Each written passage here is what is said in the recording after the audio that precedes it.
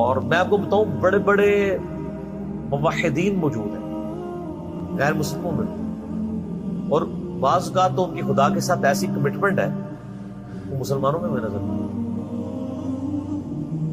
ایک بندہ کرسچن تھا، نام اس کا ذہن سے اتر گیا، یورپ میں اس نے اپنے بارے میں یعنی اس کی بایوگرافی اس نے خود بھی لکھی، بڑی زبردست بات اس نے، میں نے اس کے اوپر پڑھی ہے، یقین کریں بندے کے آنسو نہیں رکتے، ہے کرسچن۔ وہ کہتا ہے کہ میری عمر 70+ ہو چکی ہے اور مجھے ڈاکٹروں نے بلڈ کینسر ڈائگنوز کر دیا، اور میں اس دن سے خوش ہوں۔ کہتے ہیں میں نے یہ بھی دیکھا ہے میرے ساتھ کتنے میرے لوگ ایک ایک کر کے فوت ہو، اور میرے دوستوں کو جب کبھی کوئی بیماری کا پتہ چلتا تھا کہ تمہاری زندگی کے اتنے دن رہ گئے ہیں، تو وہ لگتا تھا اس اتنے دنوں سے پہلے ہی مر جائے گا غم سے، کیونکہ اس نے دنیا کی زندگی کو سب کچھ سمجھا ہوا تھا۔ کہتا ہے جس دن سے مجھے پتہ چلا ہے نا، تو میں تو بےتاب ہوں مرنے کی۔ کہتا ہے اس لیے کہ میری عمر اس وقت 5 سال تھی۔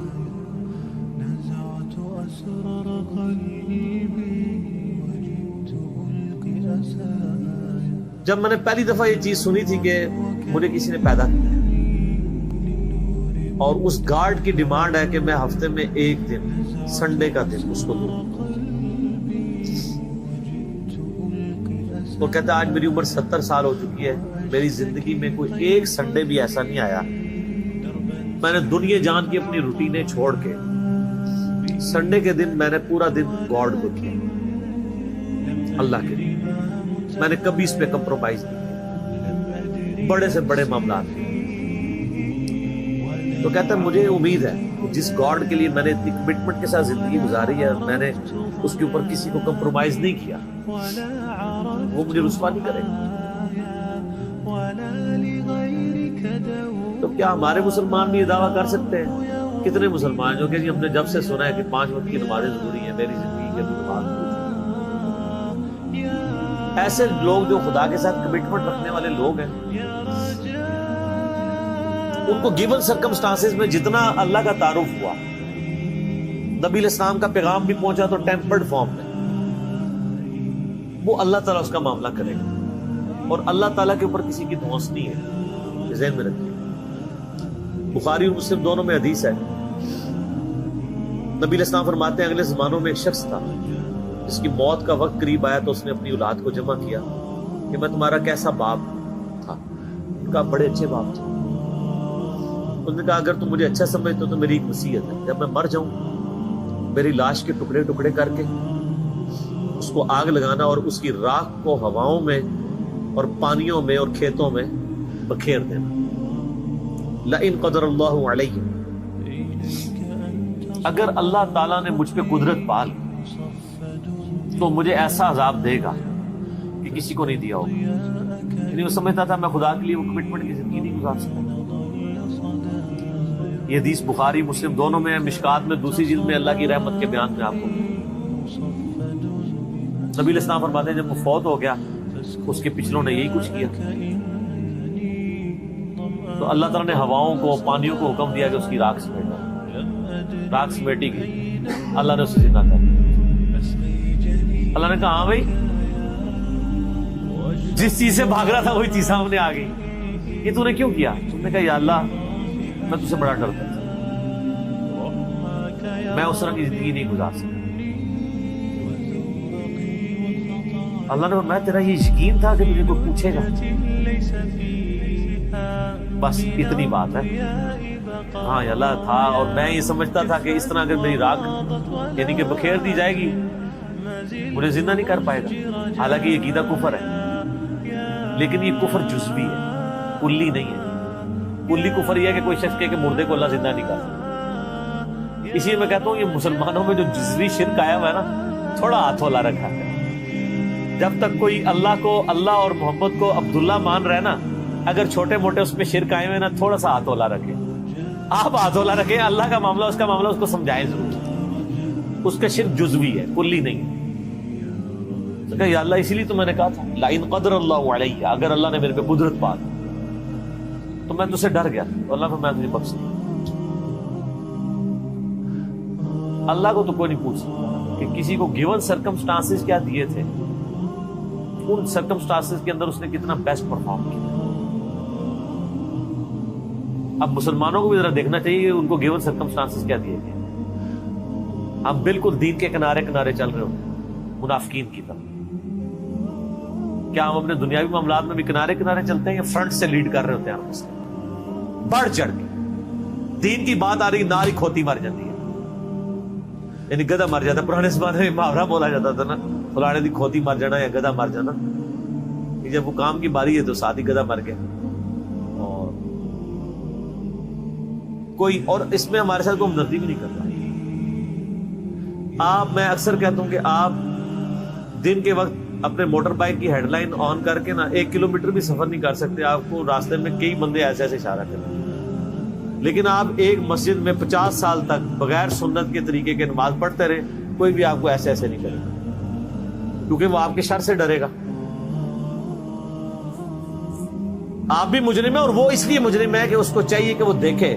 مجھے بتائیں، آپ کے سامنے ایک نابینا شخص ہے اور وہ ایک گڑھے میں گرنے والا ہے، تو آپ چیخ نہیں مار دیں گے ایک بار؟ اور وہ نابینا بھی آپ کی چیخ کو بھول کے کہے گا شکر اس نے بچا لیا۔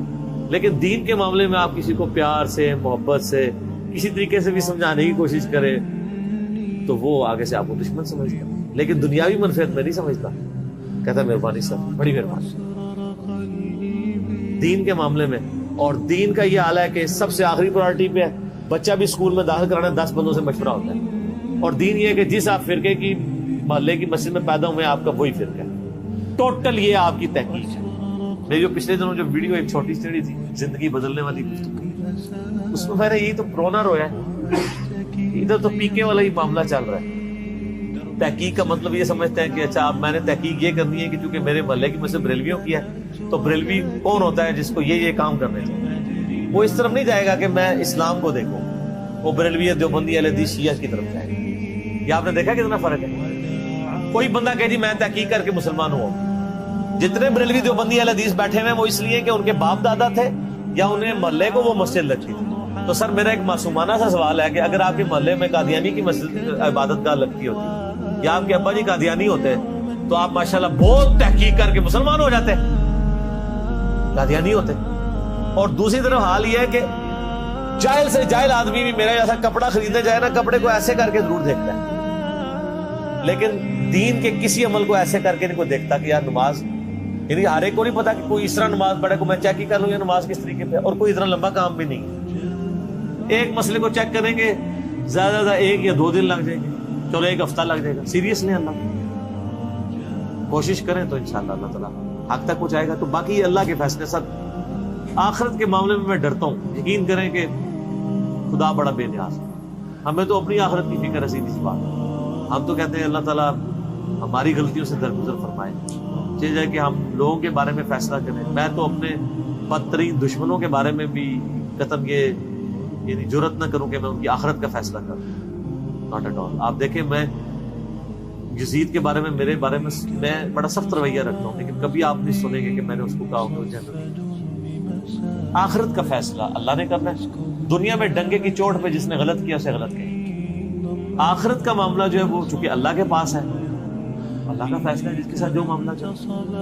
تو صرف جو دنیا کی جوڈیشری میں مقدمہ پیش کر کے آپ نے نہیں جیتنا، اللہ تعالیٰ نے صرف شواہد کی بنیاد پہ فیصلہ نہیں کرنا، گیون سرکمسٹانسز میں بھی دیکھنا۔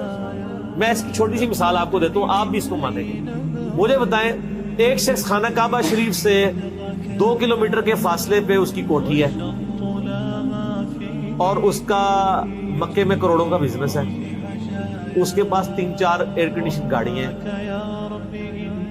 اور وہ ایئر کنڈیشن گاڑی میں بیٹھ کے ساری نمازیں آ کے حرم شریف میں پڑھتا ہے، کام جو اور کوئی نہیں۔ 1 لاکھ نماز کا ثواب یا 1000 نمازوں کا ثواب یا 10,000 نمازوں کا ثواب لے رہا ہے۔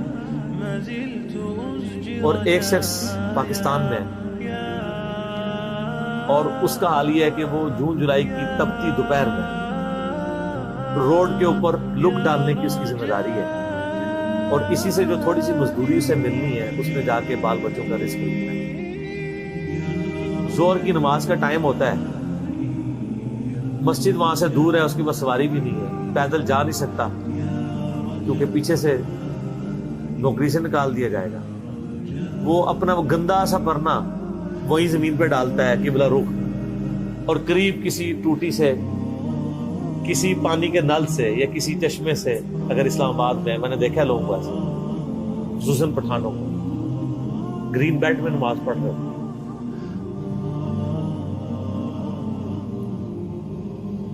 اور وہاں پہ بغیر جماعت کی وہ قبلہ رخ کھڑے ہو کے نماز پڑھ لیتے ہیں. آپ یہ کہیں گے کہ اس کو 1 لاکھ ضرب 27 جماعتیں 27 لاکھ نمازوں کا ثواب مل رہا ہے, اور اس بیچارے کو 1 نماز کی ثواب مل رہا ہے. میتھمیٹیکلی تو آپ کی ایکویشن ٹھیک ہے, لیکن اللہ نے تو گیون سرکمسٹانسز بھی دیکھنے ہیں. یہی وجہ ہے کہ نیکیاں تولی جائیں گی, گنی نہیں جائیں گی.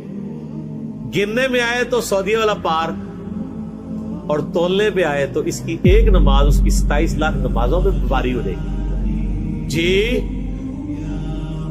سر, 1 روپے کے 1000 نوٹ پڑے ہوئے ہوں اور دوسری طرف 5000 کا ایک نوٹ پڑا ہوا ہو, تو ورتھ کس کی زیادہ ہے؟ 1 نوٹ کی. یہ 1000 اس کا مقابلہ نہیں کر رہے. کیوں؟ اس کی ورتھ زیادہ. اللہ نے سرکمسٹانسز میں دیکھنا ہے. ایک ملٹی نیشنل میں جاب کرنے والا بندہ ایئر کنڈیشن کمرے سے اٹھ کے اٹیچ باتھ روم میں وضو کر کے بالکل قریبی ایک ایئر کنڈیشن مسجد میں جا کے نماز جماعت سے نہ پڑھے اور اپنے دفتر میں مصلی ڈال کے 2 منٹ میں فارغ ہو جائے, اس کی جماعت معاف ہو جائے گی؟ اس کی تو معاف ہو سکتی ہے جو روڈ کے کنارے یہ کر رہے ہیں, کیونکہ اس بیچارے کے گیون سرکمسٹانسز. اس لیے سر آخرت کے فیصلے نہ کیا کریں, ڈر جائیں. جتنا آپ کو اللہ کا خوف ہوگا نا, آپ آخرت کے بارے میں ڈریں. حقیقت بات ہے. اور پازیٹیو رہیں. میری وائف کا میرے ساتھ جھگڑا ہی رہتا ہے. میں بہت نیگیٹو چیزیں بھی لوگوں کی آبزرو کر کے نا, جب مجھے بالکل نظر آ رہا ہوتا ہے شواہد کی بنیاد کے اوپر بھی, میں درگزر کرتا ہوں. وہ آج بھی مجھے صبح کہہ رہی تھی کہ ایسے کیوں ہوتا ہے. میں نے کہا غصہ مجھے تم سے زیادہ آتا ہے, میری طبیعت زیادہ تیز ہے. کیا اتنی تیز تو نہیں ہوگی جتنی وائف کی, وہ زیادہ ہی تیز, لیکن میری طبیعت بھی بہت تیز ہے. لیکن میں جب یہ سوچتا ہوں کہ یار اس کو جو اللہ نے حالات و واقعات دیے تھے, اگر مجھے دیے ہوتے شاید میں اس سے بھی برا آدمی ہوتا.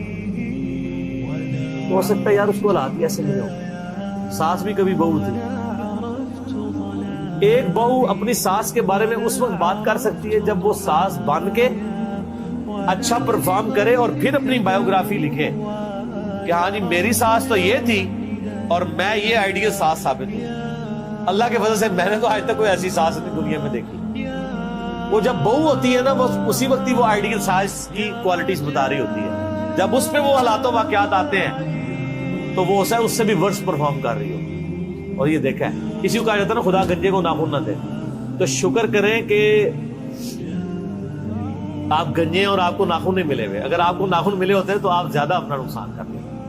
اس لیے پازیٹیو رکھیں, پازیٹیو ایٹیچیوڈ رکھیں. اس کا فائدہ یہ ہوگا کہ آپ کوڑ کوڑ کے مریں گے, آپ اچھی زندگی گزاریں گے اور آپ کے بارے میں کسی کے بارے میں آپ کے دل میں میل نہیں آئے گا. میرا ادھر جتنا ویڈیوز میں غصہ ہوتا ہے نا, وہ اس لیے نہیں ہوتا کہ میں کسی سے نفرت کر رہا ہوں. میں کہہ رہا ہوں اس کی وجہ سے اتنے ہزاروں لوگوں کا بیڑا غرق ہو رہا ہے, تو میں پورے پیشن سے بیان کروں. ورنہ جو لوگ جن کے خلاف میں نے کلپ چڑھائے ہیں وہ بھی میرے سامنے آ جائیں, میں ان کے بھی ہاتھ چوم لیتا ہوں. تو منافقت نہیں کر رہا ہوتا ہوں. علمی اختلاف اپنی جگہ ہے, اور کسی کی ہیومن ڈگنیٹی میں رسپیکٹ اپنی. پازیٹیو رہیں, بعض کا اثر کر جاتا ہے. دیکھیں نا اثرات آپ کو نظر آ رہے ہیں, تبدیلی آ نہیں گئی, آ جاتی ہے. ٹھنڈا کر کے کھائیں, ٹھیک ہو گیا. آخری سوال کریں, پھر ہم نے اس کو کنکلوڈ کرنا ہے. باقی سوال انشاءاللہ